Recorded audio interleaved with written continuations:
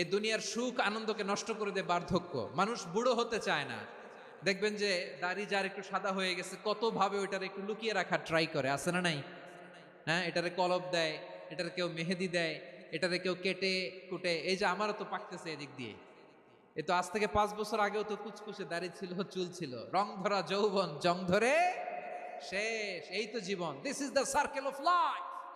এটাই লাইফ। এই যে পাকতেছে এইখানে, এইখানে পাকতেছে, দিস ইজ লাইফ। তো মানুষ বুড়ো হতে চায় না।